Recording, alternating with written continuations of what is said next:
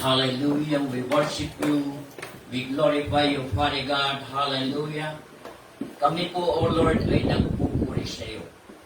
Dinadakila ka namin, O God, sa umagang ito at sa buhay namin, Panginoon. Tunay, O God, hallelujah, ang bawat hininga namin ay ito'y galing sa iyo, God. Sapagkat sinabi mo, nung likhay mo ang tao, hiningahan mo kami, ang aming buhay ay galing sa iyo. Ang tibok ng puso namin ay galing sa iyo. Ang daloy ng dugo namin ay galing sa iyo. Sabagat, Lord, dahil sa pag-ibig mo, dahil sa iyong bugtong na anak, ibinigay mo ang iyong buhay para sa amin upang magkaroon kami ng katiyakan ng buhay. Lord, salamat po, pinagkakatiwala po namin sa oras nito at tinanggap na namin ang pagpapala. Tinanggap na namin, Lord, ang kagalingan. Tinanggap na namin, Panginoon, ang tagumpay. Tinanggap na namin, Lord, sa iyo ang lahat ng aming kailangan. Sabagat ikaw ay Diyos na pinagmumulan ng lahat ng aming pangangailangan. Ikaw may hawak ng aming buhay. Ikaw nagiging gabay namin araw-araw. Kaya, O Diyos, salamat po sa umagang ito. Itinataas ka namin mula sa puso namin, Panginoon. Sa pagpupuri pa lang, Lord, kung maayos ang puso namin, O God, kami ay pinagpala mo, O Diyos. Sapagkat, Lord, tinatanggap namin sa aming pagpupuri at dinadakila ka namin, Panginoon. Ikaw ang Diyos ng aming buhay. Kaya, God, bilang ako ang gagamitin mo, Lord, sa umagang ito. Panginoon, ikaw ang mataas. We need your presence, your Holy Spirit sa bawat isa sa amin. Buksan mo po ang spiritual na pananampalataya sa iyo, God. Hallelujah. Sa aming makinig na yung salita, ito'y magiging pagpapala, magiging tagumpay namin, magiging kalakasan namin, O Diyos. Thank you, Father God, to your presence. Lord, hallelujah, at ang bawat isa ay aming pinagpapasalamat na maging Lord ang nasa online, maging ang nanonood, hallelujah, Jesus, pinagpala mo na rin sila, God. Ano man ang kanilang pangangailangan, tinugon mo na, O Diyos. At maging ang OFW, Lord, patuloy mo silang iingatan, Panginoon. At ang bawat salita na mahayag, O God, hallelujah, kasiyan mo, O Diyos, hallelujah, ikaw ang mataas. Ilagay mo ko sa likuran mo, Panginoon. At ikaw ang madakila at ikaw ang nasa unahan namin, Panginoon. Thank you, Father God. Thank you, Lord Jesus. At amin ang pinagpapasalamat. Tinanggap na namin ang buong pagpapala mula sa iyo. In Jesus' name. Amen and amen. Hallelujah. Pwede na makakapo ang lahat. Ito po yung babasahin natin doon sa Matthew chapter 24. Doon ko po kinuha yun. Sabi dito ay verse 42. Na sabi dito, kaya magbantay kayo sapagkat hindi nyo alam kung anong araw paririto ang Panginoon. Bakit ganun ang message? Magbantay sapagkat hindi nyo alam ang araw at oras ng pagbabalik ng Panginoon. Amen. Amen. Ito po yung dahilan. Amen. Kasi po, ang Panginoon ay babalik sa oras na hindi natin alam. Amen po ba? Malinaw po yun. At nakasulat po rito, sa 36, sabi rito, ngunit walang nakakalam ng araw at oras ng pagsapit na yaon. Kahit ang anghel, kahit anghel sa langit, o ang anak man. So sinasabi dito, maging yung anghel, maging anak man ng Diyos, si Jesus, hindi niya alam kung kailan siya babalik. At ang sabi dito, ang ama lamang ang nakakaalam nito. So ibig sabihin, God the Father ang nakakaalam ng pagparito ni Jesus. Ibig sabihin, yung ama magsasabi na bumalik ka sa lupa para iligtas ang lahat ng anak ng Diyos. Amen. Amen. So, yun po yung sinabi ng salita ng Panginoon. Kaya ang sabi, magbantay tayo. Amen. Amen. Anong dahilan bakit tayo ay pinagbabantay? Kasi po, darating yung blessing. Dahil kailangan natin yung blessing. Alam niyo po ba, sa 37 o 38, ang pagdating ng anak ng tao ay matutulad sa pagdating ng baha noong panahon ni Noe. Noon, ang mga tao ay nagsisikain, ibig sabihin masagana, nagsisiinom, so ikasalin po, nagiinuman, ano po, at nagsisipag asawa. So ibig sabihin, maganda ang weather, maganda ang sitwasyon, maraming pagpapala, ang sabi, nagkakainan, nag-iinuman. Di ba pagka nagkakainan, nag-iinuman, maraming pambili? Amen. At walang takot magsipag-asawa. Ano sabi dito? Ibig sabihin, sagana. At nung panahon yun, noon ginunaw ng ang mundo sa panahon ni Noe. Ilan lang ang natira sa pamilya. Isang pamilya lang, ang pamilya ni Noe. Amen. Kung anin natin, bakit ginunaw ng Panginoon nung panahon yun? Kasi ang tao ay sukdulan na ang kasalanan sa langit. Sinabihan po, ibig sabihin sa ganon, hindi na priority, pagsagana na maraming pagpapala, marami na sabi nga ay kayamanan ng tao, hindi na nagiging priority ang Diyos. Dahil ang tao kaya lang lumalapit sa Diyos pag may problema, pag may pangangailangan, pag may merong kailangan ng tao. Amen. Kaya lumalapit sa Diyos. So, darating ang Panginoon sa oras na hindi na natin na inaasahan sa anong paraan pag ang tao ay sagana. Bakit? Doon titingnan kung ano ang ating pananampalataya. Amen po ba? Kung tayo ba ay lagi naka-inline, amen, sa Panginoon, o lagi tayong naka-online sa Panginoon, amen. Hallelujah. Saan lagi naka-online ang tao? Araw-araw. Yung. So, lagi na mas mabuti pa ang cellphone. At laging nakikita, at laging nababasa ang laman. Pero ang Diyos, hindi natin naaalala. Pero ang Diyos ang pinakamalaga sa lahat. Amen po ba? Yung mga technology niyan, yung ating mga, sabi nga, ay tinatangkilik na yan, galing lang yan sa Diyos.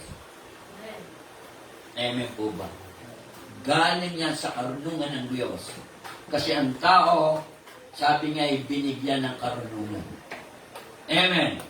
So, ang nagiging priority ng tao ay ang mga bagay dito sa mundong ito. Amen. Pero ang Diyos, hindi nagiging priority. Amen po ba? Hallelujah. So, ibig sabihin, bakit ang mensahe ay tayo ay magbantay? So, kung anin natin, paano ba natin malalaman ang sign sa pagbabalik ng ating Panginoon? Kung anin natin, doon sa Matthew 24, makikita natin doon sa Matthew 24, mula po verse 3 hanggang 14. Ito po ay paalala. Ito po ay nakasulat at ito po ay nangyayari na at mangyayari pa. Ang sabi nito sa Matthew 24 verse 3. Babasahin ko po ng dire-diretso. Amen. Nasa na ating tagabasa. Hallelujah. Mr. Roland, ba't nawawala yung ating kabataan? Amen. Mr. Roland, si Ram, si Toto. Amen. Hallelujah. So, ito ang sabi ng salita ng Panginoon, nasa bandok na mga olibo, si Jesus, samantalang siya'y naupo roon, at palihim siyang tinanong ng kanyang mga lagat, kailan po ba mangyayari ang mga bagay nito? Ano po ang magiging palatandaan ng inyong muling pagparito o ng katapusan ng mundo? Ito po yung tanong ng mga alagad. Ibig sabihin, kung bakit ito'y tinanong ng mga alagad, kasi ang bawat araw at bawat panahon ay iba-iba ang nangyayari. Amen. Ngayon pong year na ito, no, blessing darating. Pero kung merong mararanasan, nasabi, pinipredict na po ng mga ayon sa mga nag-research or ng pag-asa, dadaan daw yung El Nino. At meron din tayong kinakaharap na problema. Baka hindi natin alam yung banta ng China. Inaagaw yung ating territory. Pero pag nagtagumpay tayo dito, amen, naandoon yung blessing. Amen. Why? Bakit daroon ang blessing? Ayon po sa pag-aaral, ang Pilipinas po ay nakaupo sa isang napakalaking ginto. Naniniwala ba kayo ron? Amen. Kasi po ang Pilipinas, tumanin natin, sana tayo'y maunlad pa noong una. Ang problem ay mga politiko. Ang bansang Pilipinas po walang inaaway. Amen? Ito ay silip lang sa ating bansa. Hindi po nakikipag-away ang Pilipinas, pero tumutulong. Amen? Pero ginagamit ng Diyos ang Pilipinas. Alam niyo po ba kung bakit mahal ng Israel ang Pilipinas? Yan ang nakakaalam.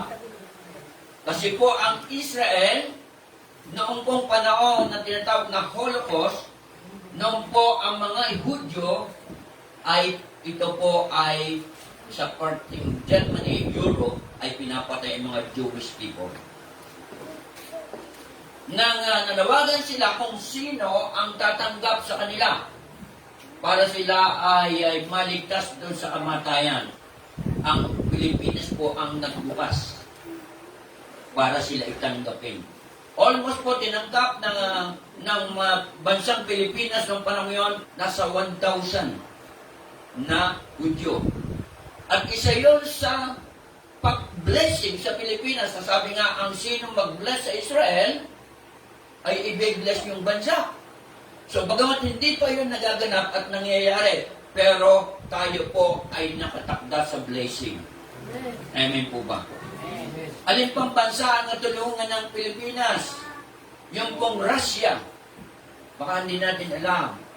Yung tinatawag ng White Russian. Nakarating din po, nanirahan din po dito sa ating ilang libo po yung nakarating dito na tinulungan ng Pilipinas. Ganun po ang Pilipinas. Tumutulong po. Kaya po yung nakasulat din sa Bible na sabi nga ang sino mong tumulong o nagkumukko, sino mang nagpakain sa nagugutom. Sabi nga kung ano yung itinanim, yun ang iyong aaninin. Amen. Alin pa ang tinulungan ng Pilipinas? Ang Korea. Maaring hindi natin alam. Pinagtanggol ng Pilipino ang Korea. Para sila. Alam niyo po ba yung labanang iyon? Nasa 1,000 lang yung soldiers ng Pilipino. Pero ang kalaban nila ay 40,000. Sinong nanalo? Pilipinas.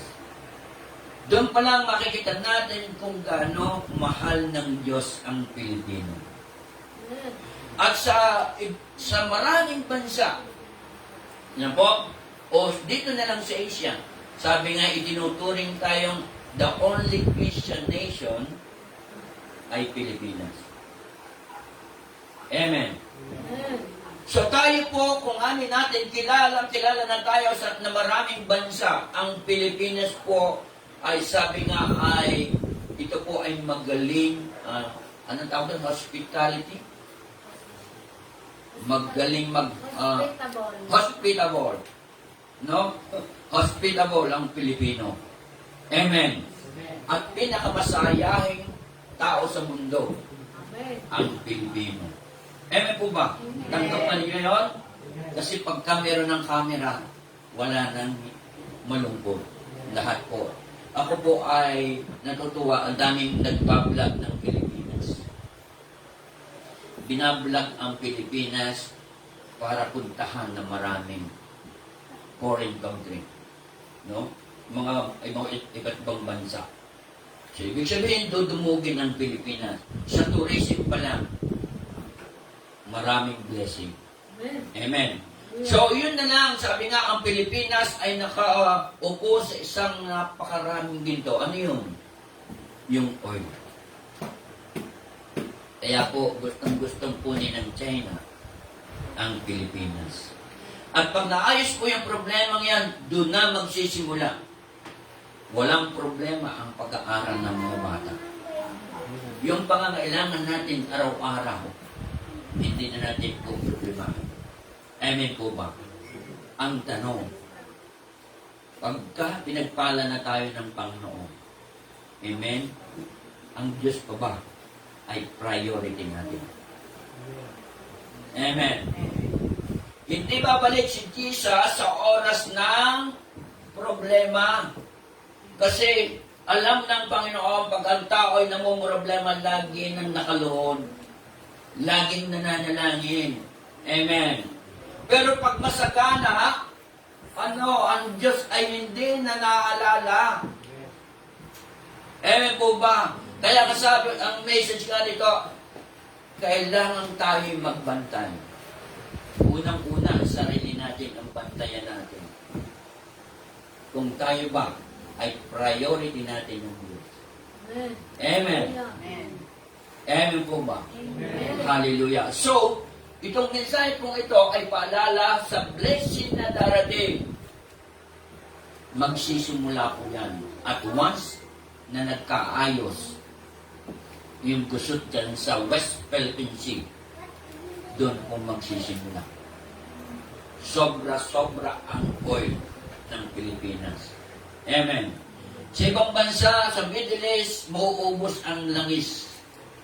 Pero ang Pilipinas, hanggang dumating si Lord, ay hindi mauubos. Kasi magsisimula pa lamang tayo. Bawat bansa na maraming oil, maraming ganyang product, ay nagiging mayaman. Dito po, pagdating ng blessing, ay kailangan tayo ay maging mapagbantay. Babasahin ko po yung dito sa Matthew 24 kung paano natin aalalahanin at kung ano ang nagaganap sa buong mundo. Sabi doon sa verse 4, nabasa ko na yung verse 3, yung pagbabalik ng Panginoon. Ang sabi, sumagot si Jesus, mag-ingat kayo sa mga, mag-ingat kayo, huwag kayong maligaw ni naman. So, paalala po na huwag tayong maligaw sa pananampalataya. Amen?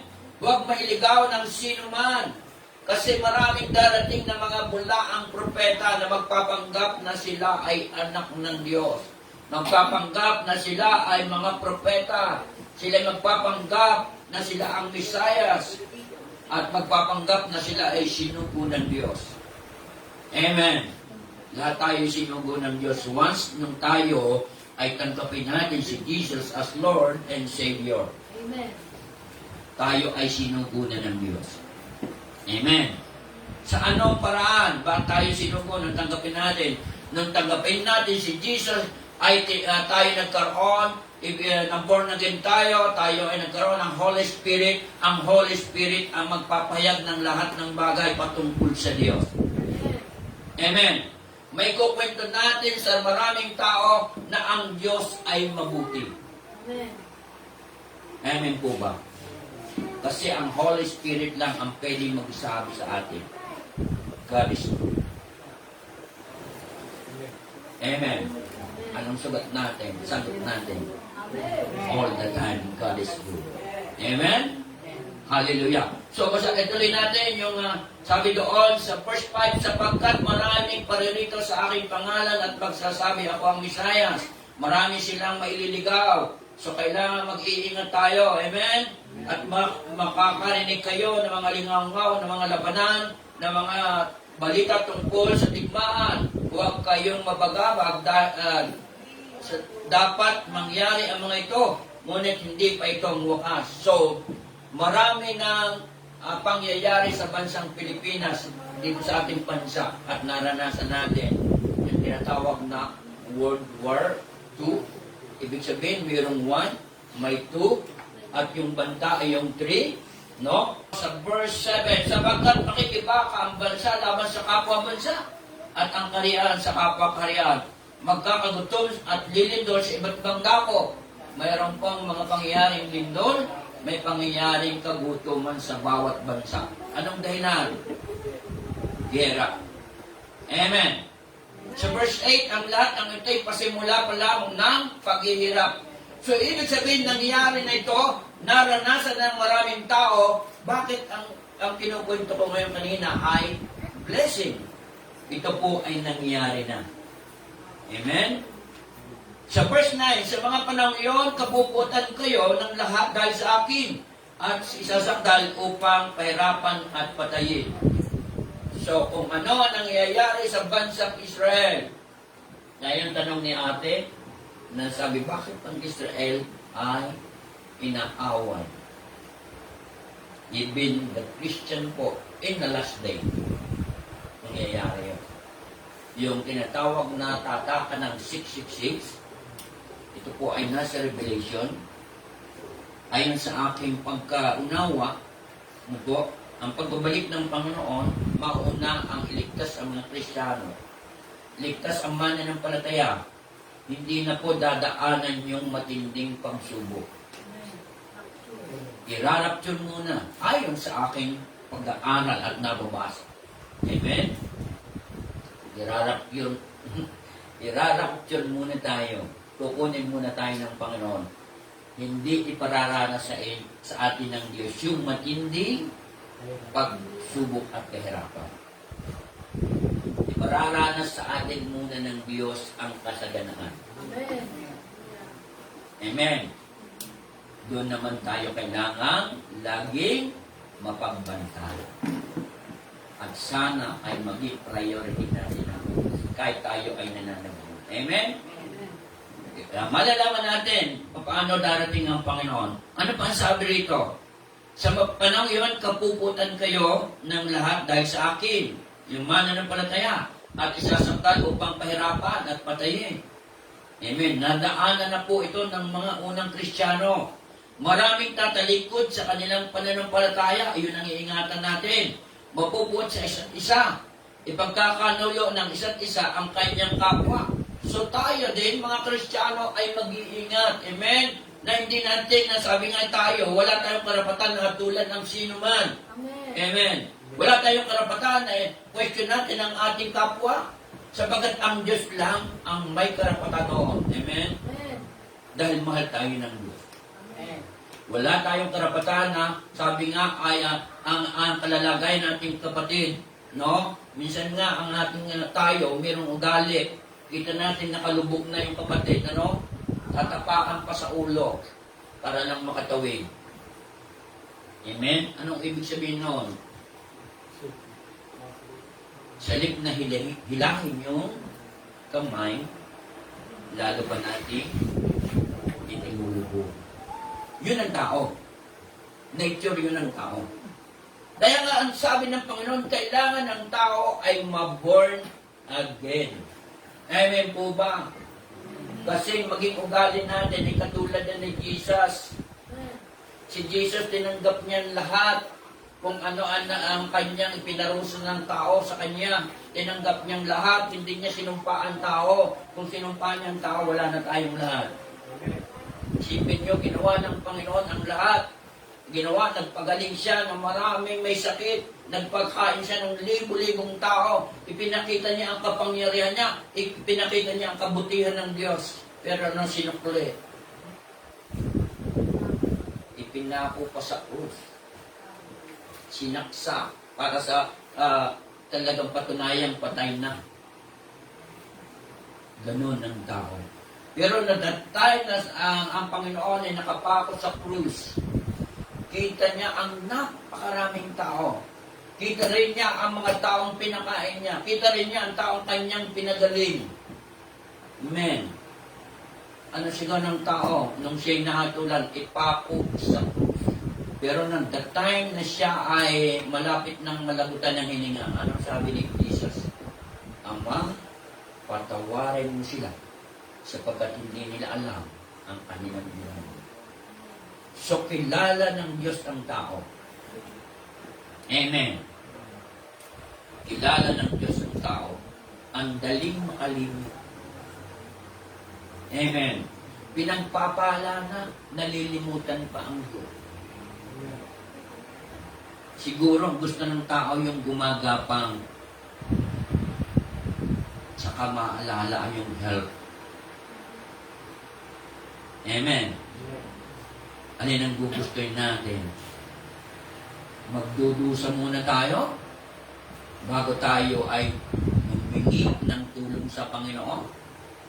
O sundin ang ating kagustuhan. Sundin ang ating sarili. Kalimitan, mas sinusunod natin ang ating katawan. Kasi ang katawan natin saan galing? Sa lupa. Amen? Yung nakatira sa loob natin, yung nagsasalita. Amen po pa. Tayo ay shell ito. Ito po ay ating katawan. Ito ay shell. Amen. Bahay na. Bakit? Paano natin napatunayan na ititirahan lang natin? Pag ba ikaw may sakit, ano sabi mo? Masakit ang katawan ko. Ibig sabihin, nakatira ka sa iyong katawan. Amen. Hindi mo sinasabi, ang sakit ako. Ang sakit ako. Ang sabi, ang sakit ng katawan ko, ang sakit ng tuhod ko, ang sakit ng lahat ng minararamdaman. Ibig sabihin, nakatira ka dito. Itong nagsasalitang ito, amen, ang pupunta sa heaven. Dahil itong nagsasalitang ito ang bigay ng Diyos, amen. Pero bakit hindi natin pinapalagan ng Diyos na nagbigay ng ating katawan, nagbigay ng ating buhay? Amen. Mas pinagpapalit ang maraming bagay. Hindi naman po masama ang tayo may pera. Amen? Pero wag nating mamahalin ang pera kaysa sa Diyos. May tanong nga ang Panginoon dito sa Mateo, alin ang iibigin mo? Diyos o alin ang pipiliin mo? Diyos o kayamanan? Tayo ang sasagot noon. Amen. Ang kayamanan ay nauubos. Nasusunog. Minadaanan po kami diyang nagsunog kanina. Dito po sa pagitan ng Alaminos at ng San Pablo. So ang mga bagay, nasabi nga, ang kayamanan dito sa mundo ay dito may naninirang tanga at kalawang. Pero ang Diyos, pag pinili natin, mananatili. May Diyos ka na, may kayamanan ka pa. Amen. Ayang lahat ng kayamanan, lahat ng ating pinagpapagalan, ito ay kapasyahan lang ng Diyos para magkaroon tayo dito. Hindi yan ang paraan para kalimutan natin ng Diyos. Amen. Mawawala yan. Sabi nga doon sa mayroong mayaman nang sabi, ako ay mayaman na. Dito rin po sa nakasulat sa Bible na sabi, ako nagpapatayo ng isang napakalaking kamalig. Hindi na ako magugutom. Hayahay na ang buhay. Kakain, tutulog na lang. Anong sabi ng Diyos? Hangal. Hangal. Kukunin ko ang iyong buhay. Saan mapupunta ang iyong kayamanan? Pagkakaguluhan. Di ba? Pagkakaguluhan ang kayamanan. Kaya ang daming minsan yung mayaman na marami ang anak, pinagkakaguluhan. I-example ko po yung aming pamilya. Hindi kaunti po kami minana sa tatay namin. Nung una, ay buhay pa yung tatay ko, sabi ko, baka pwede pag-usapan kasi ayon doon sa batas ng Pilipinas. Habang buhay pa ang magulang, italaga na, no? At para pirmahan ng tatay o ng magulang. Yung tatay ko hindi ready sa ganun. Bakit ganun usapan kung mamatay ng problema? tatay ko naman ay nabunyag, pinatanggap ko sa Panginoon. Maaari, o talagang nasa heaven siya. Kasi tumanggap siya. Hindi ako mayad na hindi siya tumanggap sa Panginoon. Ngayon, ang problema namin, tagal nang nasikaso, ang dami nang nagastos namin, hindi pa may transfer sa amin yung maliit na lote ng bawat isa. Ang dami na namin nagastos. Ibig sabihin, mas mabuti ang mag-impok ng kayamanan sa langit. Amen po ba? Walang naninira, na tanga at kalawang. Amen? Amen. Hindi po masama ang meron tayo sa mundong ito dahil normal na tayo tumanggap ng pagpapala dahil tayo anak ng Diyos. Amen. Pero huwag natin ipagpalit sa kayamanan ng Diyos. Amen. Amen po ba? Amen. Ang lahat ng yan mawawala. Maging ang buhay natin, pag wala ka sa Panginoon, mawawala din ang buhay mo. Amen po ba?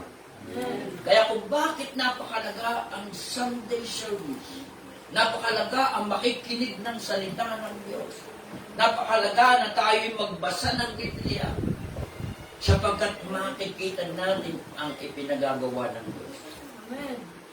Makikita natin ang sitwasyon sa mundong ito. Amen. Hallelujah. At wala namang nanatili na matagal sa mundo. Ibig sabihin, haharap at haharap tayo sa hukuman ng Diyos. Kung ikaw ay nasa Panginoon, alam mo na kung saan ka pupunta. Kung kilala mo siya, alam mo na rin kung saan ka pupunta. Pero paano kung hindi mo siya kilala? At chapter 9 ng Hebreo, verse 27, ang sabi po rito, itinakda sa mga tao ang minsan lamang mamatay. Hindi po pwede pong paulit-ulit ang kamatayan. At pagkatapos ay ang paghukom. So, ibig sabihin, once na ikaw ay namatay, naroon na ang judgment. Alam mo na kung saan tayo pupunta pag wala tayo sa Panginoon. Amen po ba? Patayan natin ang ating sarili, lagi tayong nakakonect sa Panginoon upang sa ganoon ay tayo ay laging handa sa pagbabalik ng Panginoon. Amen? Napakahalaga noon sa ating buhay. So yung pong mensahe yun ay kailangan natin laging handa tayo sa pagbabalik ni Jesus. Matthew 24:32 and 33. 32-33 ng Matthew 24. Okay ba? Basa? Amen. Gayun din naman, kapag nakita ninyo ang lahat ng ito, malalaman ninyong malapit na siyang dumating. Halos naririto na. Tandaan ninyo, magaganapan lahat ng mga ito bago maubos ang salinlahi ito. Lilipas ang langit at ang lupa. Ngunit ang aking mga sinasabi ay tiyak na mananatili. Amen. Malinaw po, anong palatandaan? Dito po sa salin na ang ng aking sa Biblia ginagamit, ang sabi, unawain ninyo ito, ang aral mula sa puno ng igos. Dito sa atin wala nung igos, ano? Sa English ay fig tree, no? At tinignan ko po, research ko po doon sa dictionary, ang sipon pala nun ay parang oblong siyang gano'n, malapad ang dahon.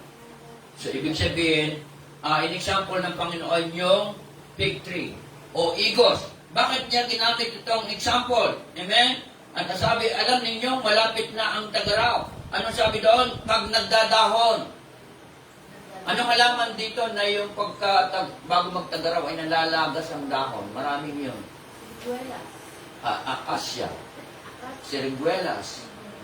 No? The symbol is this ay yung kung bakit nagdadahon sa oras na ang malapit ng tagaraw. Yung mga churches po. Church.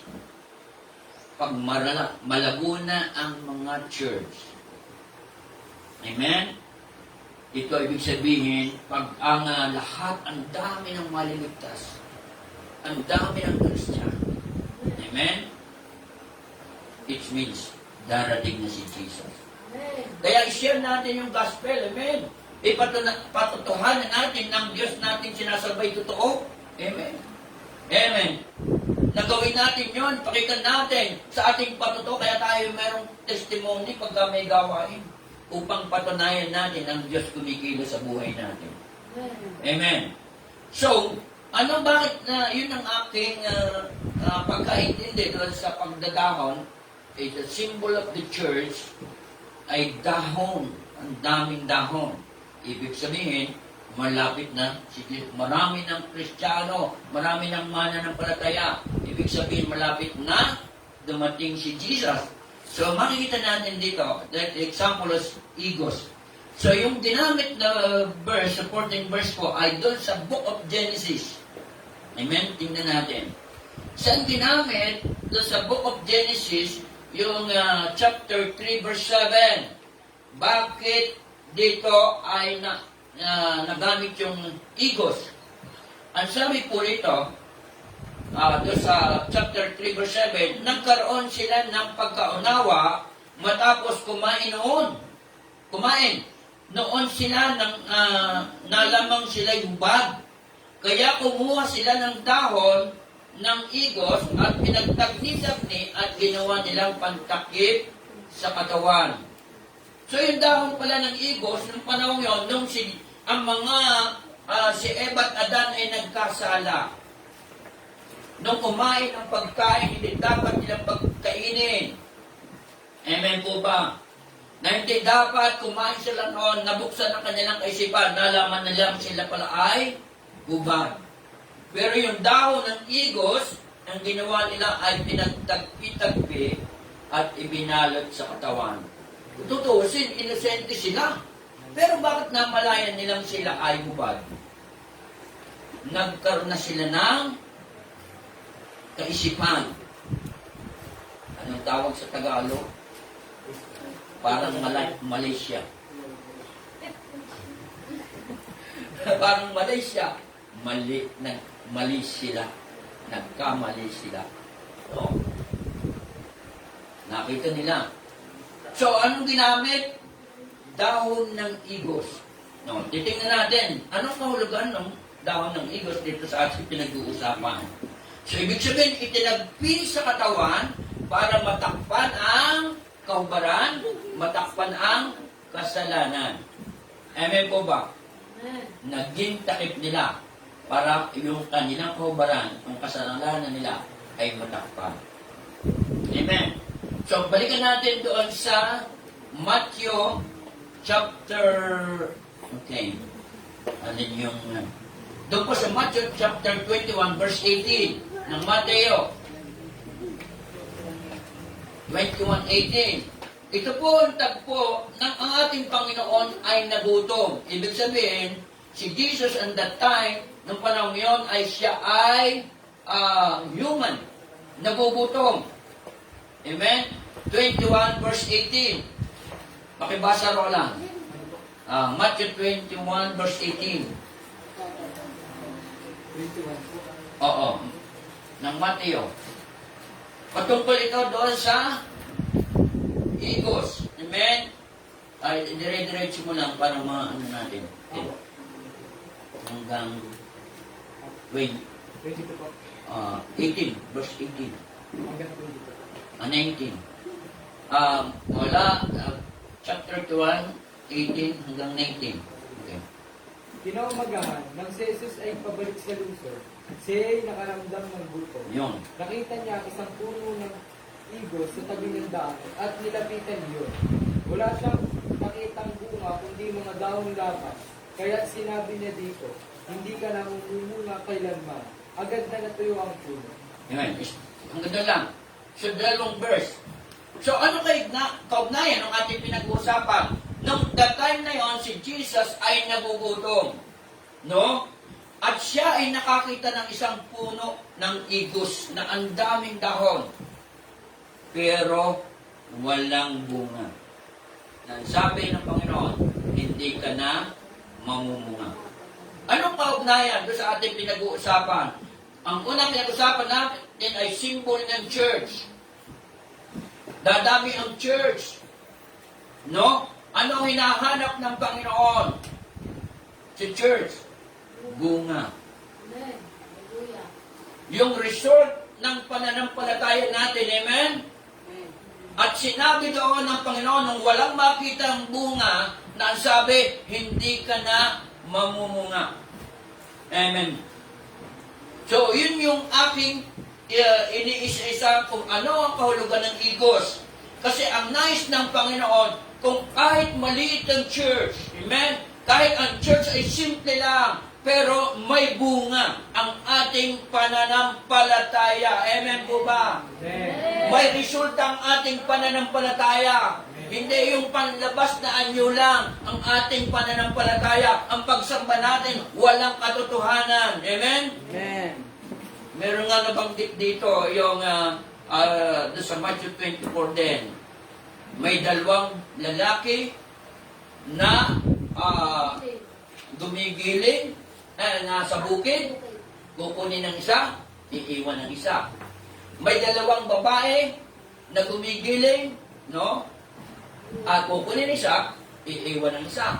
So, bakit yun ay nasabi ng Panginoon? Kasi darating yung panahon at marami nagsusulong, no? Na gustong pagsamahin ng parehong lalaki. Amen. Alam ba ninyo yun? May nagsusulong na, hindi natin babanggitin yung word na yun. May nagsusulong na yan na gusto na ikasal. Pero nabanggit dito, lalaki, parehong lalaki na magkasama, pareho ba yung magkasama kukunin isa, iiwan ng isa. So, ibig sabihin, alin ang kukunin yung totoo? Amen. The truth. No? If you know the truth shall set you free. So, ibig sabihin yung totoo ang kukunin. No? Yung hindi totoo, ay alam na natin. Hindi ito kukunin. Noong panahon una, amen, kami po ay magbubukid. Hindi may iwasan na mayroong batag ang tawag doon sa palay. Pag yun po ay, narito rin po sa Bible yun eh, pag yun po ay nagtanim ka noon, yung itsura ng palay, pareho-pareho. At yun po yung nakasulat din sa Bible, sabi nga, maraming Kristiyano na nakatulad, pareho-pareho. Pero iba ang bunga. Ang sabi nung magbubukid, Panginoon, sino po kaya naghasik ng pareho katulad ng aming itinanim? Kasi once na ito'y tinanim, pareho-pareho siya. Pag hindi ka marunong sa bukid, hindi mo siya papansinin kasi nagbukid ka. Ang kaibahan lang niya, yung kanyang puno, may kulay. Yung palay, wala pong kulay yung puno. At minsan nakakatuloy yun, pag inani, no, lalo na ngayon, yung nag-harvest yung machine, dala po yun, yung tinatawag na patad. Makasama. At pag ikaw inariyan ng bigas at hindi mo lang totoo, hindi mo siya papansin. Amen. So bakit napapunta tayo doon? So ibig sabihin, ang totoo ang kukunin ng Diyos. Ang totoo ang ating kakanin. Amen? So yung hindi totoo, maiiwanan. Amen po ba? Gayon din po sa pananampalataya. Kailangan ay may bunga ang ating pananampalataya. May resulta ang ating pananampalataya. Tayo ay naniniwala sa Diyos. Tayo ay sumusunod sa Panginoon. Amen. Amen. Amen. Amen. Amen. Kailangan sundin natin siya. Ang result noon, tsak, buhay na walang hanggan. Amen. Hallelujah. So, balikan natin yung igos. So, makita natin doon, makita ng Panginoon na, ang sabi doon, kinaumaga habang pabalik si Jesus sa lungsod, siya ay nagutom, nakakita siya ng isang puno ng igos sa tabi ng daan. At nilapitan ito, ngunit wala siyang natagpuan, kundi mga dahon. Kaya sinabi niya sa puno ng ng igos, hindi ka namumunga kailanman at pagdakay na tuyo. So kita natin, once na wala bunga ang ating pananampalataya. Amen? Ano ang magiging resulta pag walang bunga ang ating pananampalataya? Matutuyo. Matutuyo. Amen po ba? Why? Bakit ito sinabi ng pagtotoo? Pag hindi mo nararanasan ang kabutihan ng Diyos, pag hindi mo nakikita ang ginagawa ng Diyos, ano ang mangyayari? Hindi ka na maniniwala sa Diyos. Paniniwalaan mo na ang nakikita mo sa paligid, paniniwalaan mo na ang mga bagay sa mundo. May inip ka, sasabihin mo, walang kwenta, pali-paliw lang. Pero nakasulat sa Biblia, I am the way, the truth, and the life. No one goes to Father except through Him, Jesus Christ. Amen. Pinipalakpan natin ang Panginoon. Hallelujah. So si Jesus ang katugunan ng ating buhay sa mundong ito. Amen? Bakit ko sinasabi yun? Dahil ito ay pinagagawa ng Diyos. Amen. Hallelujah. Kung sabi nga, ang paglilingkod, pag ikay mahina ang loob, amen? Pag mahina ang loob mo sa paglilingkod, at bilang tao, ayawan na tayo. Pero ano magiging resulta pag umayaw ako rin ang matutuyo. Amen? Amen. Kung hindi ko susundin ang pinagagawa ng Diyos, amen? Ang dami pong ministry na aming naraanan na, ang dami. Hindi kami mawawalan ng ministry. Amen. May mission, evangelism, pagbibigay. Ang paglilingkod po sa Panginoon, lahat ready. Kung ano ang nasaktan mo, ipagagamit mo sa Diyos. Sabi nga ng Sister White, bulsa. Bulsa kung may laman ang kailangan. Maraming bulsa. Pero kung walang laman, hindi magagamit. Kailangan bulsa na may laman. Amen? Amen. Sa totoo lang. Amen. Amen po ba? Dahil sa Diyos, nakatatayo ako, nagsasabi ako ng katotohanan. Amen. Amen. God is good all the time. Ano po ang lagi namin sinasabi ng my Sister White? Pag sa oras na sa amin may pangangailangan kami, the Lord will provide. Amen. Kasi po ang aming employer, walang iba kundi si Jesus. Amen. Amen po ba? Ang sarap. Sarap mag... Ang matatapos ko kaya ba ito? Ang daming revelation ng Lord. Amen? So, sabi ko sa itinutulad nga yung dahon ay church na kailangan ay hindi lang dahon. Amen? Kailangan ay may bunga. Kahit ay maliit na puno ng higos. Amen? Basta may bunga. Amen. May resulta. Amen? May patotoo sa buhay natin. Sige na anak, God bless you. Amen po ba? Basta may ginagawa ang Diyos sa buhay natin. At pinakikita natin yung ginagawa ng Diyos. Amen? Kasi walang maniniwala kung hindi natin pinatutuhanan sa buhay natin na ang Diyos natin totoo. At tayo'y na-born again. Tayo'y mananampalataya. Amen? Kailangan makita. Amen? Na tayo'y totoong Kristiyano. Hindi po tayo yung batad na nakatulad ng palay. No? Katulad sabi nung magbubukid, Panginoon, sino ang nagtanim ng katulad ng puno ng trigo? Pareho po sila. Ang sabi ng Panginoon, sabi nung magbubukid, bubunutin ko po ba yung damong yon? Pero ang sabi ng Lord, huwag mo niyong bunutin. Bakit? Magkakaparehong sabay-sabay na lalago at mamumunga. Ang sabi ng Panginoon, doon natin malalaman sa bunga. Yung hindi namumunga ng totoong trigo, Amen? Anong gagawin? Gagapasin at itatapon sa apoy at susunugin. So yun ang illustration ng Lord. Yun ang kanyang pahayag. Ibig sabihin, kung ito sa literal ng pinagagawa ng Panginoon, maging doon po sa ating pananampalataya at ang ating pananampalataya hindi nagbunga, ano ang pupuntahan natin doon sa sunugan. Amen. Bagamat nitong pandemic, ang daming nasunod. Amen. Hallelujah. Pero hindi naman po yun ang ibig sabihin nun. Ang kaluluwa ang masusunod. Hallelujah. Praise God. Excuse me. Mapatuloy na kung lalabas yun.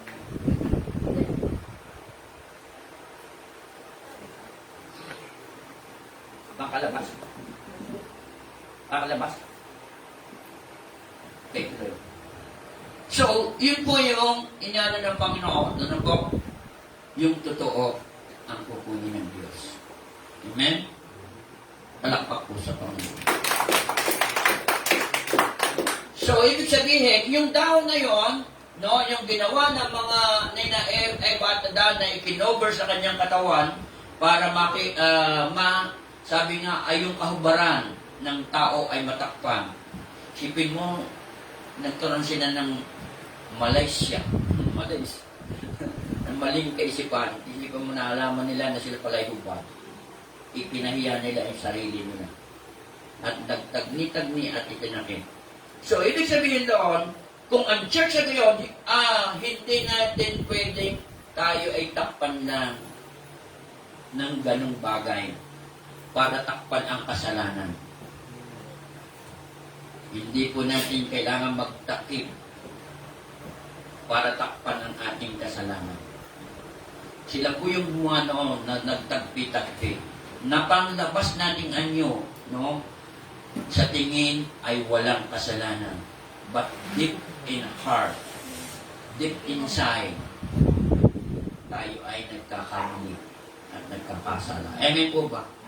Sabi nga ng Panginoon, walang matuwid, wala kahit isa. Lahat ay nagkakamali at nagkakasala. Pero sabi ng Panginoon, tapat ang Diyos. Kung ipapayag natin ang ating mga kasalanan, tapat ang Diyos na tayo ay Kanyang patatawarin. Ganong kabuti ang Diyos. Palakpak po sa Panginoon. So, hindi po natin kailangan tayo magtatakip. Ang Diyos ang aako ng ating kasalanan. Amen. Samantalin, habang may panahon. Amen? Sabi nga, ano ba yung bunga? The fruit of the Holy Spirit. Ano yun sa ang bunga ng Banal Espiritu? Pakibasa Roland. Galatians 5:22.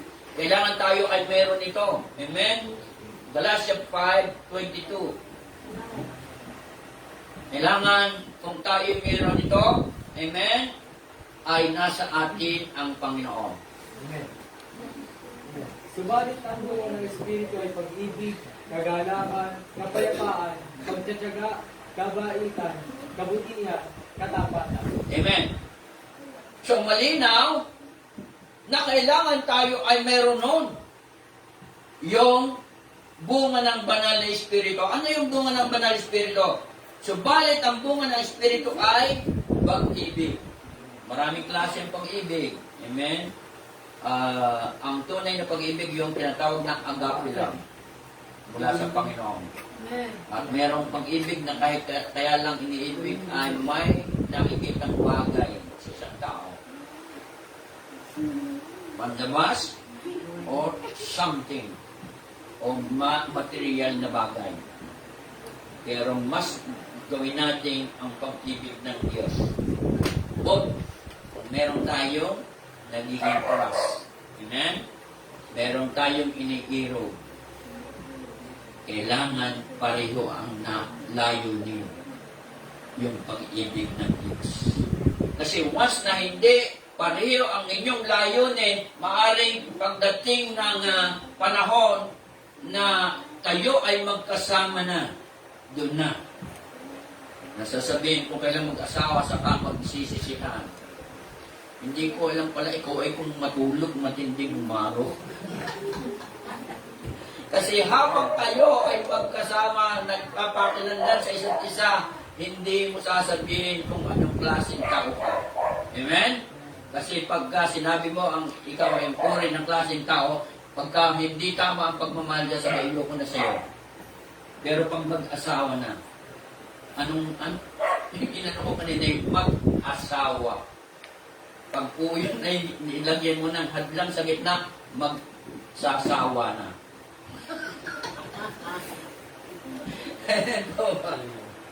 So, ibig sabihin, tugtungan, mag-asawa. Amen? Si Jesus ang maging sentro ng buhay ng pag-aasawa. Like a symbol of a triangle. Yung triangle po, kahit magbalik-baliktad, triangle pa rin. Amen? Si Jesus lagi ang nasa taas sa mag-asawa. Amen po ba? At yun ang magpupunik sa inyong dalawa.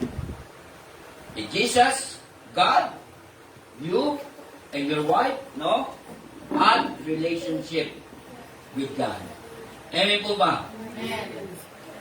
Kaya ang nasa Panginoon, ano po, di pa paano kung hindi Kristiyano ang iyong partner? Ano? Hindi nakakunik kay Jesus. So ano magiging? Maaring square. Laging malayo. No? Square. Kasi pag square, merong other. Amen? Meron siyang other pag square. Pero pag triangle, pareho kayong nakakunik. Kahit paliktarin mo, pareho kayong nakakunik. Kung square, merong other side. Amen? Ang tanong daw, nasaan si Jesus? Hindi mo alam. Nasaan ka? Hindi mo alam. Nandun ka sa ilalim. So, illustration ko lang to. Pero kayo ang mag-i-imagine kung gaano katotoo na mahalaga ang Diyos sa buhay natin. Lalo na mag-asawa. At lalo na ay nagpaplano mag-asawa. Kailangan pareho ang faith. Amen po ba? Kasi ang Panginoon, ano siya noong illustration doon sa sabi, lumapit kayo sa akin, kayong lahat na napapagal at nabibigat ang lupa at bibigyan ko kayo ng kapahingahan. Mag-aral kayo sa akin, ang sabi ng Panginoon. Yun po nasa Matthew 11:28. Pasanin niyo ang aking pamatok sapagkat magaan ang aking pamatok. So, an example ng Panginoon, pag si Jesus yung kasama mo na may pasanang pamatok, ibig sabihin pareho kayong lumalakad. Amen? Yung isang bar ng kahoy, ito po yung panahon ng sa Middle East, pagka nag-aararo po ay dalawa po ang ginagamit. Kung parehong baka, parehong kabayo. Ano po? Kung parehong donkey. Hindi po pwedeng kabayo at baka. Magkaiba po yun. Hindi po pareho ang hakbang noon. Isang mabilis, isang mabagal. Hindi rin po pwedeng pagsabahin yung donkey at saka yung baka. O donkey o kabayo. Magkaiba rin po. So, ibig sabihin, pasanin nyo ang aking pamatok sapagkat mag-aral kayo sa akin, pasanin nyo ang aking pamatok at magaan itong dalim. Kung si Jesus ang pumapasan ng mga problema mo, magaan dalhin. Amen po ba? Amen. So, ibig sabihin, kailangan ang magaging partner mo sa buhay ay nakaugnay kay Jesus. Amen. Amen. Once na hindi, iba ang way of life ng isa. Amen po ba? So, ilan po? Amen. Anong kasunod? Amen. Yung alam na natin, the fruit of the Spirit, isa-isa natin. Yan ang muna yung pag-ibig. Meron tayong kagalakan, kailangan, meron tayong kapayapaan, meron tayong katyagaan, meron tayong kabaitan, may kabutihan at katapatan. Yun po ang napaka-importante sa relasyon ng bawat isa. Kung mayroon ito. May Holy Spirit pareho kayo, walang problema. Amen? Huwag lang pairalin, lagi ang physical. Kanisan, ang pag-physical ang umiral, dikta ng physical ay hindi maganda. So, ibig sabihin, laging kailangan ng Holy Spirit ang lagi nating palakasin sa buhay natin. Maintindihan natin any situation ng buhay. Amen? Pangatlo, another sign of Jesus coming, magiging masagana ang buhay. Yun nga, nagkwento na natin. Ito po ay mabasa natin doon sa Matthew 24. Patungkol nga kay yung symbol ay yung pangyayari sa panahon ni Noah. Ang mga tao ay, sabi dito, ngunit walang nakakalaw ng araw, oras ng pagsapit na yaon, kahit ang mga anghel sa langit o ang anak man, ang ama lamang ang nakakalaw. So sa pagbabalik ni Jesus, ang Father Gadang ang magdidesisyon kung kailan niya sasabihin. Amen? Ang pagdating ng anak ng tao ay matutulad sa pagdating ng bahan panahon ni Noe. Noon, ang mga tao ay nagsisikain. So, ibig sabihin, masagana, nag-iinom man o nag-iinom at nag-aasawa. Ibig sabihin, masagana. Sa Matthew 24 po ito, mula 36 hanggang 39 na. Amen? At sabi, dumating ang baha nang di nila namamalayan at tinangay silang lahat. Ganon din ang mangyayari sa pagdating ng anak ng tao. Ibig sabihin, naging abala sa maraming bagay. Nalimutan na ng Diyos. Nung sabihin kay Noah, at si Noah lang ang nakaintindi. Ang sabi, gumawa ka ng isang malaking barko sa ibabaw ng bundok. Pero si Noah ay tinawag at tinirang ng Diyos at lagi niyang kausap ang Diyos. Naintindihan niya ang pinagagawa ng Diyos sa kanya. Kung ikaw'y taong hindi ka malapit sa Panginoon, sasabihin mo, ba't naman ako, Lord, pag gagawin mo ng bangka ay sa ibabaw pa ng taluktok ng mundo. Sipin mo, akamutin niya ang kahoy. Dati niya sa itaas. No? Ganun kahirap. Pero kung ikaw'y reklamador, hindi natin gagawin yun. Amen? Pero kung siya ay naniniwala sa Diyos, sa sinasabi ng Diyos, ginawa niya yon. Gumawa siya. At 40 days, 40 nights na umuulan hanggang marating yung ibabaw ng mundo. So, ibig sabihin, ganito pa lang ang tubig at paalala na ng Panginoon na ibig sabihin, palatandaan na totoo ang sinabi ng Diyos. At nung gawin yun ni Noah, sinabi sa lahat ng tao, gugunahawin ang mundo. Pero hindi niya niwala. Abala sa maraming bagay. Posible na tumataas ang tubig, hindi nila pinapansin. No? Tumataas ng tumataas. Nung wala na silang magawa. Wala na. Isipin mo, pinakamataas na mundo. Lumutang na yung bangka o barko. Wala na silang magagawa. Maraming yung sumisigaw. Ayon sa kwento, maraming sumisigaw, humihingi ng tulong kay Noah, buksan yun. Pero ang Diyos ang nagsara. Pag ang Diyos ang nagsara, walang makapagbubukas.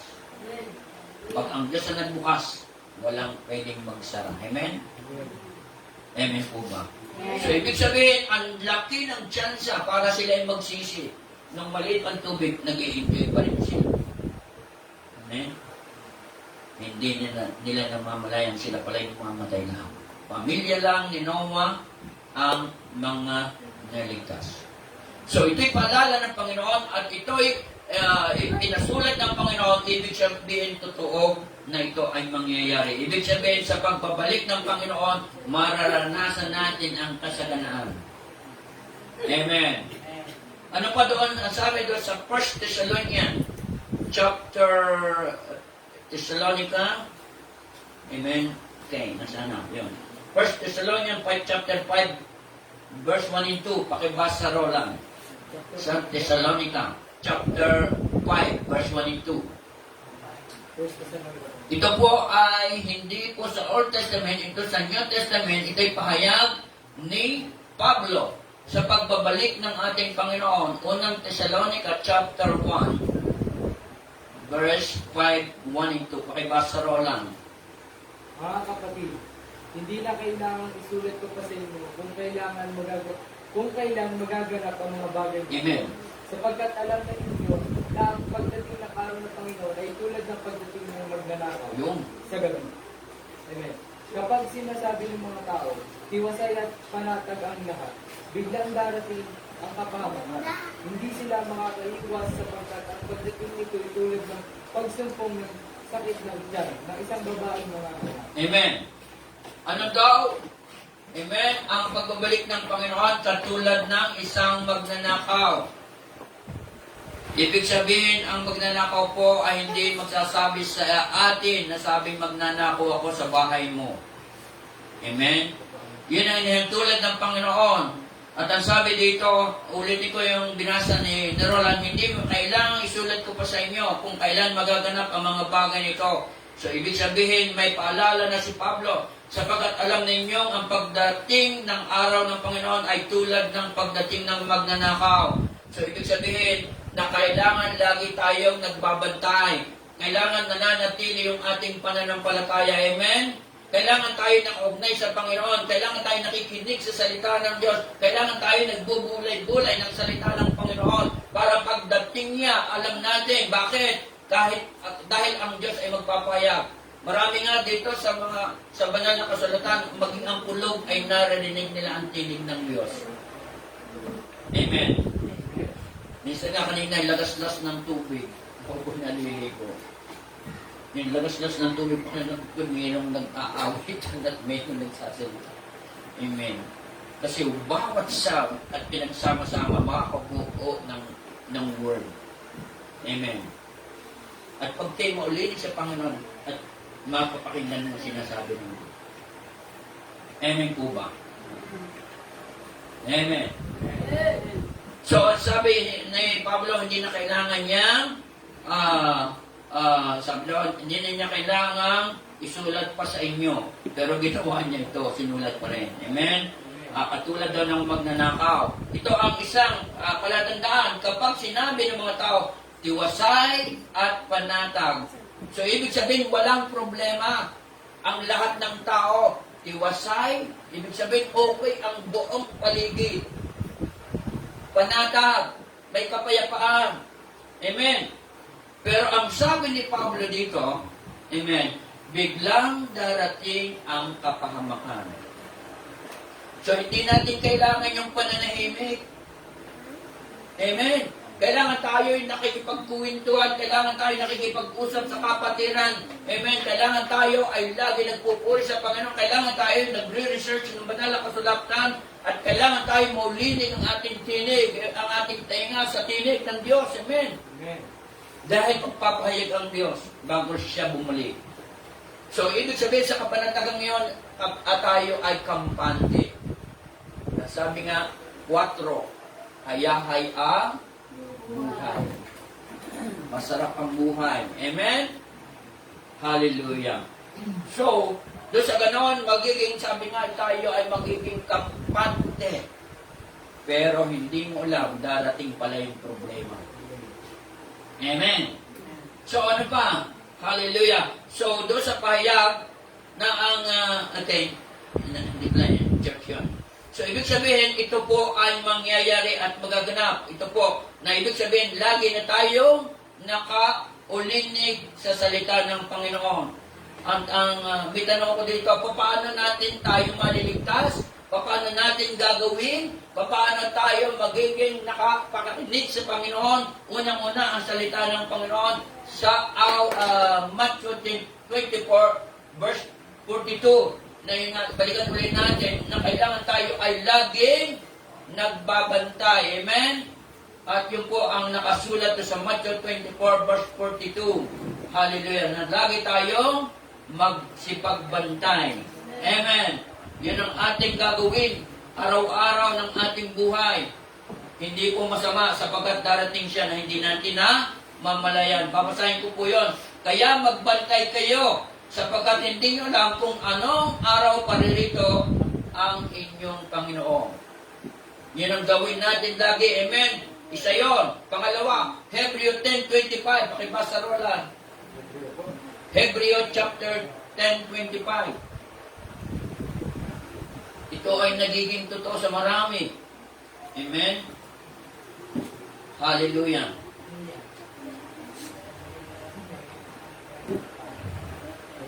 Huwag nating kaligtaan ang pagdalo sa ating mga pagtutulog Amen. Dahil ng nakasanayan ng iba.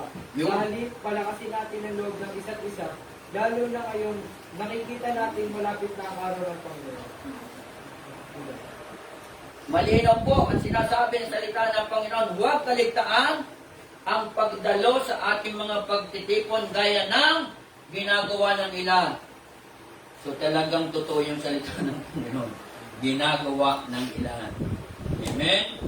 Kahit sabihin sa maraming tao, napakalaga ng salita ng Diyos. Pero ilan pa rin ang napunta sa gawain ng Panginoon. Amen? At yun nga, tulad ng church, no? Nasabi nga ay, kahit na nasa loob ng church, baka dahon lang. Amen? Ano sabi doon? Ituloy natin yung word na yun. Pagdalo ng pagtitipon gaya na ginagawa ng ilan, kundi palakasin ang loob. Amen? Yun pala ang layunin ng Panginoon. Palakasin ang loob ng isa't isa, lalo na ngayong nakita natin nalalapit na ang pagdating ng Panginoon. So napakalaga po ng salita ng Diyos. Tayo ay palalakasin, magkakaroon tayo ng pag-asa. At pinatutuhanan natin ang Diyos. Amen po ba? So ano pa? Pangatlo, sabi dito ay meditate the Word of God. Nasa yung aming tagabasa.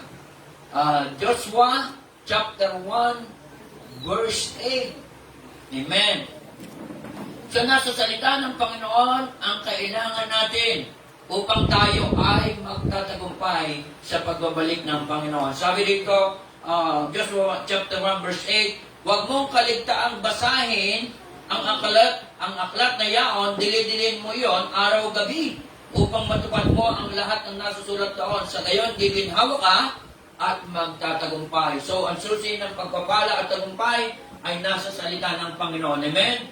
Kung paano ka igagay at para ka pagpalain ng Panginoon at nakahanda ka sa pagbabalik niya. Amen? Pang-apat, magsaliksik ng banal na aral. Naroon po tayo sa, basahin natin sa Awit chapter 1, 1-3. So makikita natin dito kung gaano kahalaga ang salita at nagsasaliksik, ang nagbabasa ng banal na kasulatan na ito po ay nakasulat sa Awit chapter 1, 1-3. Sabi dito, mapalad ang taong hindi naaakit niyo masama. So ibig sabihin, makakaranas tayo na aakitin ng masasamang tao.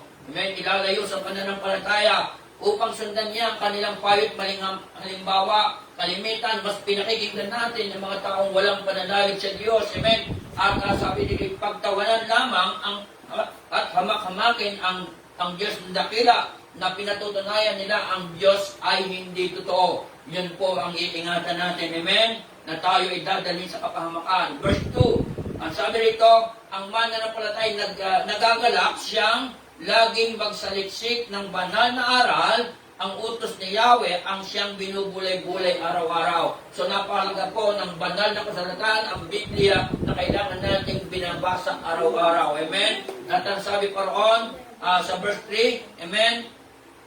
Sabi doon, ang katulad niya isang punong kahoy, nasa tabing batisan, sariwa ang dahot laging namumunga sa kapanahonan at anumang gawin ay nakatitiyak na magtatagumpay.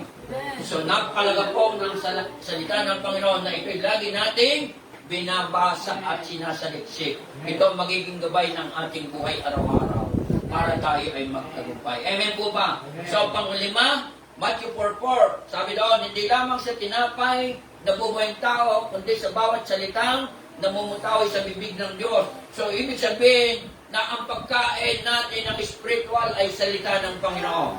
Amen. So, doon tayo lalakas ng pananampalataya, doon lalakas ang ating espiritu at ang Diyos ay magpapahayag sa atin, kikilos yung Holy Spirit, kung ano nakalagay, the fruit of the Holy Spirit mararanasan natin. Nandun ang kagalakan, naroon ang katapatan, naroon ang pag-ibig, naroon yung kahinahonan, naroon lahat. Amen? So, ibig sabihin, hindi natin mararanasan ang problema. Amen? Hallelujah. Pang-anim, sa unang Thessalonica chapter 16:23, ang isang susi ay pananalangin. Amen? Roland, pakibasa sa unang Thessalonica chapter 5:16. 16. Amen. 16 hanggang okay, hanggang 23. Amen.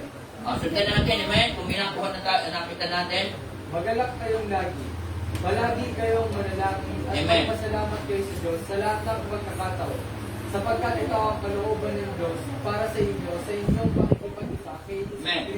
Kristo Jesus. Huwag ninyong hadlangan ang Espiritu Santo. Huwag ninyong baliwalayin ang anumang payag mula sa Diyos. Amen.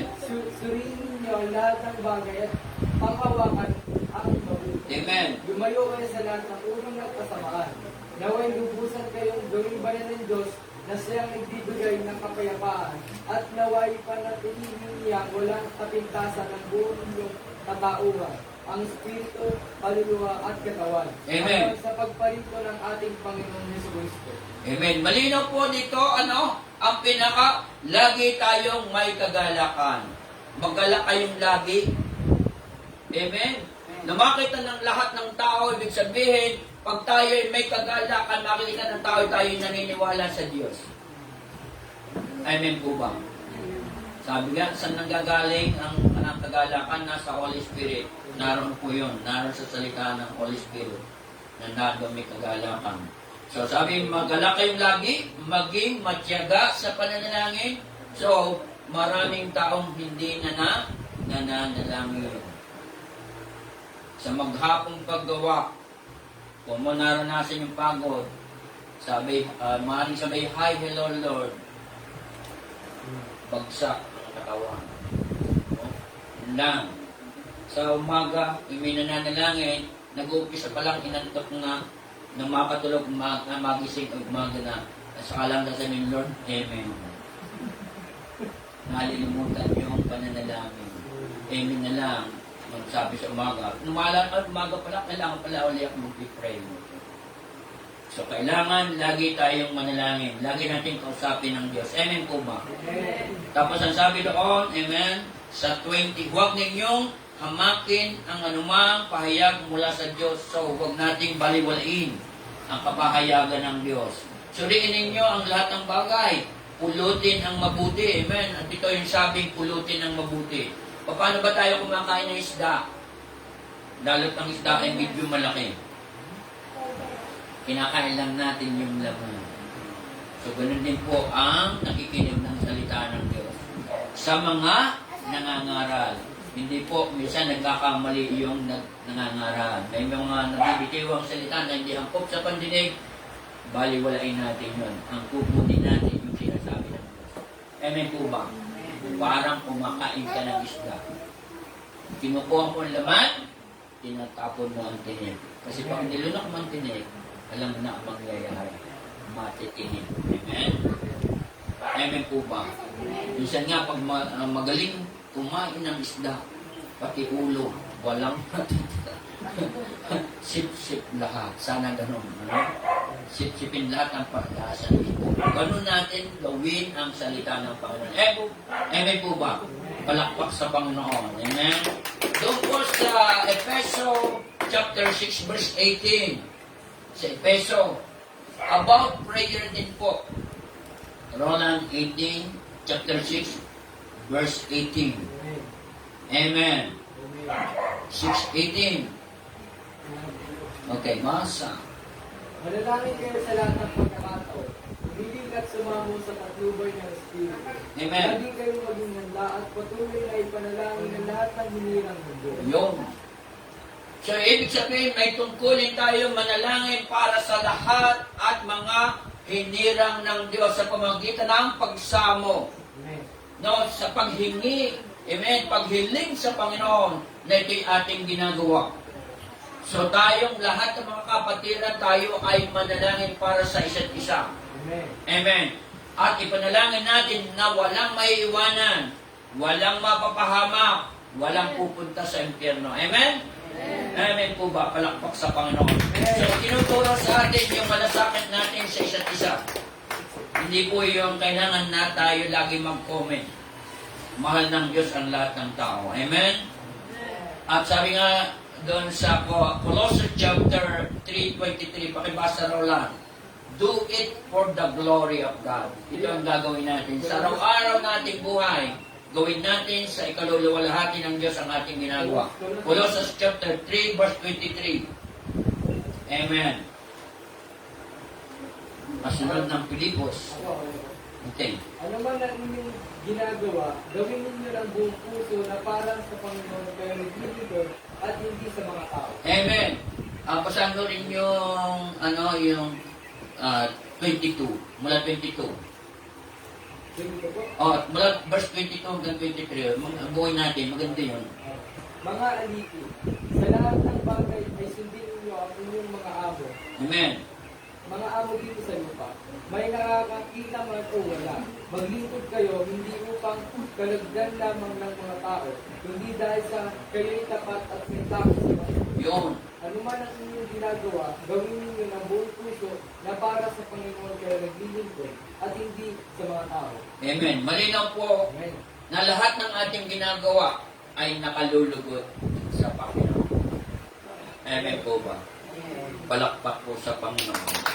So, ito po yung mensahe na binigay ng Diyos sa atin.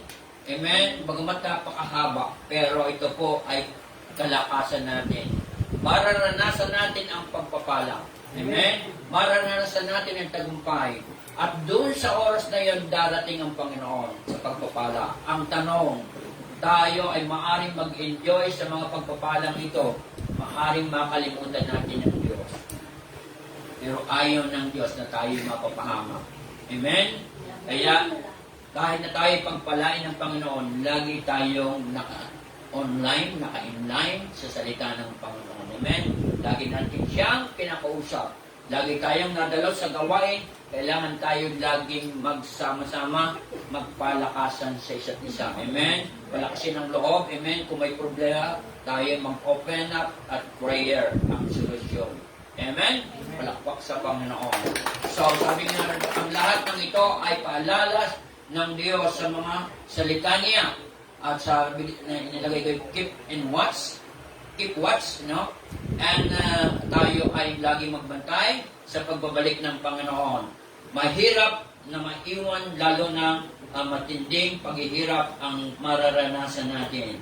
At magbantay sa pagbabalik ng Panginoon. Amen. Sa Diyos po ang papuri. Amen. Palakpak po sa Panginoon.